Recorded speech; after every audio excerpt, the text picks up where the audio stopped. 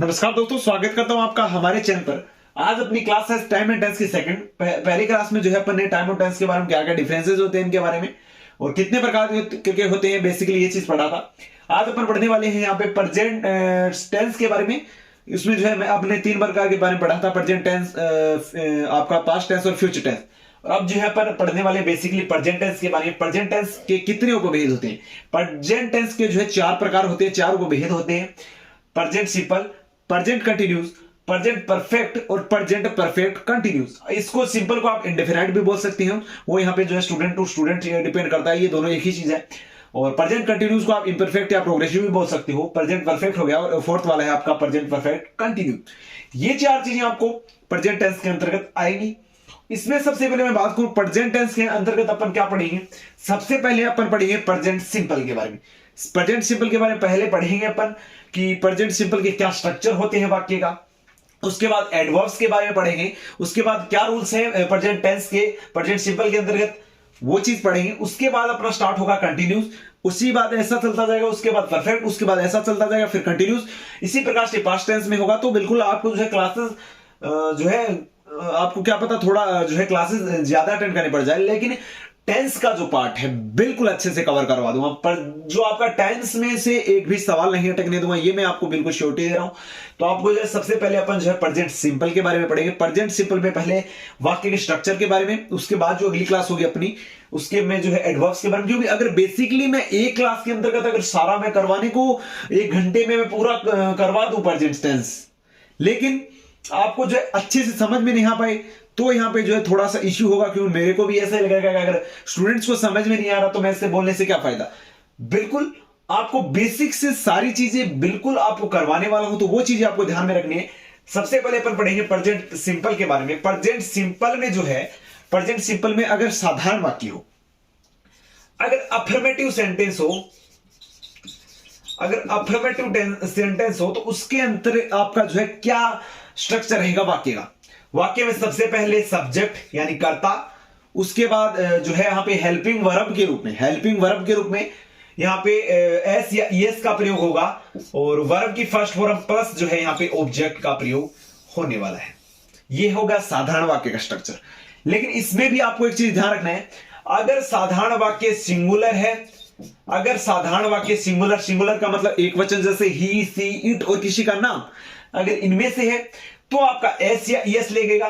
लेकिन अगर आपका जो वाक्य है वो बहुवचन है यानी प्लूरल है, तो उसमें जो है यहां पे सिर्फ वर्ब की फर्स्ट फॉर्म का प्रयोग किया जाएगा, उसमें एस या ईएस नहीं लगने वाला।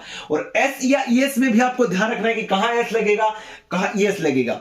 ईएस जो है दोस्तों आपका लगेगा X, Z, double S, C H, S H. इनके साथ जो है अगर वाक्य में अगर लास्ट में ये हो तो आपका जो है यहां पे यस लगेगा। अगर दोस्तों ये नहीं हो तो आपका जो है एस लगेगा।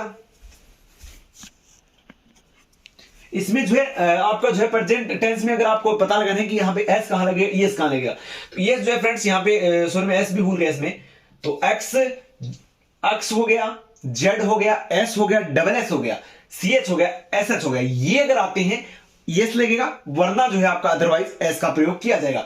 ये साधारण वाक्य की बात हुई। और मैं बात करूं अगर साधारण वाक्य आपका बहुवचन है तो उसमें आपका जो है एस या एस कुछ भी नहीं लगेगा।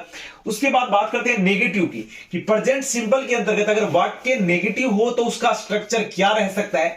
तो मैं बात करूं अगर नेगेटिव हो, प्रेजेंट सिंपल के अंतर्गत अगर नेगेटिव आपका जो है टाइप हो तो उसमें जो है आपको सबसे पहले सब्जेक्ट, उसके बाद यहां पे जो है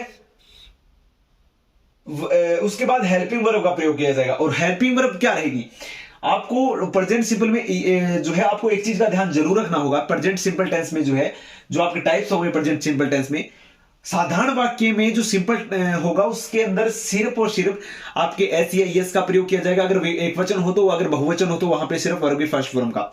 लेकिन अगर वाक्य नेगेटिव है तो वहां पे जो है सहायक क्रिया डू और डज का प्रयोग किया जाएगा। अब ये डू कहां लगेगा, डज कहां लगेगा, वो भी मैं आपको बताने वाला हूं।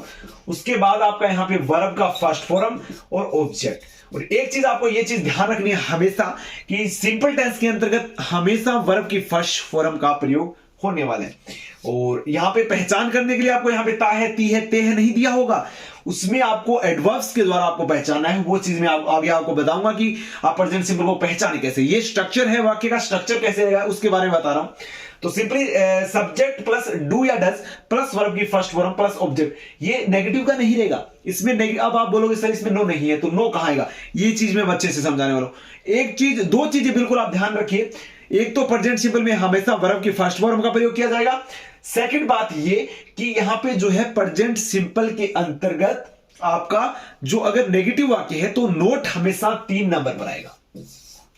नोट नेगेटिव वाक्य में भी 3 पे आएगा, इंटरोगेटिव में भी, अगर इंटरोगेटिव नेगेटिव है तो भी 3 पे आएगा। यानी नोट हमेशा 3 पे आता है, यानी subject plus helping verb plus note. तो इसमें जो है सब्जेक्ट प्लस डू या डज प्लस नोट, तीसरे पे आपका नोट आएगा, और उसके बाद वर्ब की फर्स्ट फॉर्म प्लस ऑब्जेक्ट। मैं बात करूं डू और डज की, डू कहां लगेगा, डज कहां लगेगा। डू जो है बहुवचन के साथ लगेगा। डू यहां पे जो है बहुवचन का मतलब हो गया आपका, यहां पे जो है बहुवचन की मैं बात करूं वी आई वी यू दे हो गया। एक वचन की मैं बात करूं ही सी इट किसी का नाम हो गया, उसके साथ डज लग जाएगा। अगर वाक्य में कर्ता बहुवचन है तो डू का प्रयोग कर दिया जाएगा। ये आपका नेगेटिव का रहेगा स्ट्रक्चर। इसके अलावा मैं बात करूं यहां पे जो है इंटेरोगेटिव का स्ट्रक्चर जो है क्या रह सकता है। इंटेरोगेटिव स्ट्रक्चर के बारे में बात करेंगे। इंटेरोगेटिव के बारे स्ट्रक्चर के बारे में बात करूंगा। तो इंटेरोगेटिव में जो है फ्रेंड्स, इसके अंतर्गत ये रहेगा आपका स्ट्रक्चर। सिंपली मैं बताता हूं आपको। सबसे पहले आपका आ जाएगा यहां पे helping verb plus subject plus verb की फर्स्ट फॉर्म प्लस ऑब्जेक्ट। अब आप बोलोगे हेल्पिंग वर्ब का मींस हो गया यहां पे डू या डज, उसके बाद जो भी करता है, उसके बाद यहां पे वर्ब की फर्स्ट फॉर्म प्लस ऑब्जेक्ट। और डू या डज में से आप बोलोगे कि पहले डू लगाए या डज लगाए, वो चीज आपको यहां पे ध्यान रखनी है। कर्ता के अनुसार आपको यहां पे हेल्पिंग वर्ब लगानी है। अगर कर्ता एक वचन है तो आप डज लगाइए, अगर कर्ता बहुवचन है तो आप डू का प्रयोग कीजिए। यानी डू या does plus subject plus verb plus object का जो स्ट्रक्चर है वो आपका इंटेरोगेटिव में रहने वाला है। मैं आपके बेसिकली आपको वाक्य भी बताऊंगा जिनमें जो है आपको बिल्कुल अच्छे से उनको जो है बिल्कुल प्रयोग करके इनका बताऊंगा। तो ये हो गया आपका इंटेरोगेटिव। उसके बाद आपका हो गया इंटेरोगेटिव नेगेटिव के अंदर जो है फ्रेंड्स क्या होगा, बस इसमें बेसिकली कुछ चेंज नहीं करना है। इसमें जो है सबसे पहले हेल्पिंग वर्ब आ जाएगा, डू या डज का प्रयोग कर दिया जाएगा। वो वाक्य के अनुसार होगा कि अगर एक वचन है तो डज, अगर बहुवचन है तो डू। उसके बाद आपका यहाँ पे जो सब्जेक्ट का प्रयोग कर दिया जाएगा। नोट हमेशा 3 पे आता है, उसके बाद वर्ब की फर्स्ट फॉर्म प्लस ऑब्जेक्ट का जो प्रयोग है वो किया जाएगा। बेसिकली मैं बात करूं, सबसे पहले साधारण वाक्य में सब्जेक्ट प्लस वर्ब की फर्स्ट फॉर्म या एस या एस प्लस यहां पे जो ऑब्जेक्ट का प्रयोग किया जाएगा। अगर एक वचन है तो एस या एस का, अगर बहुवचन है तो वो साधारण रहेगा, उसमें जो है कुछ एस या एस का चेंज नहीं करना। वाक्य अगर नकारात्मक है तो सबसे पहले आपका कर्ता आ जाएगा, उसके बाद आपका हेल्पिंग वर्ब आ जाएगा डू या डज में से। अगर एक वचन है तो डज, अगर बहुवचन है तो डू, उसके बाद वर्ब की फर्स्ट फॉर्म प्लस ऑब्जेक्ट का प्रयोग होगा। उसके बाद अगर मैं बात करूं इंटेरोगेटिव की, तो इंटेरोगेटिव में सबसे पहले आपका हेल्पिंग वर्ब आ जाएगा यानी डू या डज, प्लस आ जाएगा सब्जेक्ट, उसके बाद यहां पे वर्ब की फर्स्ट फॉर्म प्लस ऑब्जेक्ट आ जाएगा। उसके बाद अगर मैं बात करूं इंटेरोगेटिव नेगेटिव वाक्य, अगर टाइप्स उसका ये है तो उसमें जो है सबसे पहले आ जाएगा हेल्पिंग वर्ब यानी डू या डज, सब्जेक्ट के अनुसार डू या does plus subject plus note plus verb की फर्स्ट फॉर्म प्लस ऑब्जेक्ट। ये आपका जो है चारों सिंपल टेंस में जो है आपके चारों जो वाक्य के प्रकार होंगे उनका जो है ये यहाँ पे जो है स्ट्रक्चर रहने वाला है। इसके अलावा मैं बात कर लेता हूं कुछ एक जो वाक्य में मैं आपको बता देता हूं। सबसे पहले मैं बात करता हूं जैसे यहां पे जो है जो साधारण वाक्य, बिल्कुल ये चीज तो बिल्कुल आपको पता ही है, राम आम खाता है। यानी, और आप बोलोगे सर कंपटीशन के लेवल इसके हिसाब से हार्ड तो कराएंगे, हार्ड भी कराऊंगा जैसे ये टेंस कंप्लीट होगा। जैसे प्रेजेंट टेंस में प्रेजेंट सिंपल कंप्लीट होगा, उसमें कुछ वाक्य मैं आपको जो है 5 से 6 वाक्य बताने वाला हूं। तो मैं बात करूं राम आम खाता है, राम आम खाता है यानी राम ईट्स मैंगो। अब आप बोलोगे सर आपने एस कैसे लगाया, आप यहां पे ईएस भी तो लगा सकते थे, और ऐसी क्यों लगाया।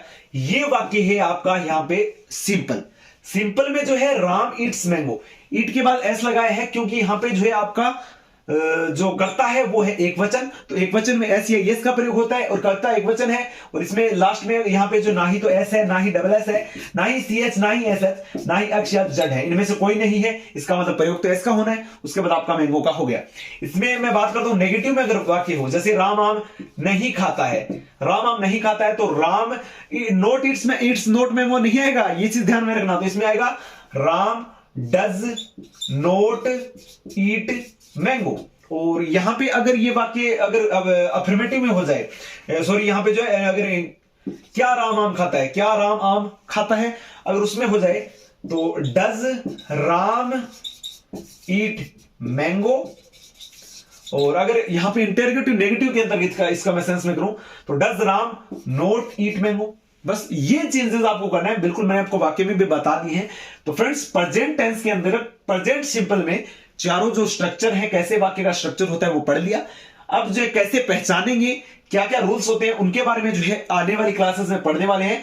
तो टाइम एंड टेंस से आज की क्लास में इतना ही था दोस्तों। उम्मीद करते हैं आज का सेशन अच्छा लगे, आपको पसंद आया। अगर आज का सेशन अच्छा लगे वीडियो के लिए लाइक शेयर और चैनल को सब्सक्राइब करने के साथ ही बेल आइकन को प्रेस कर दें। धन्यवाद।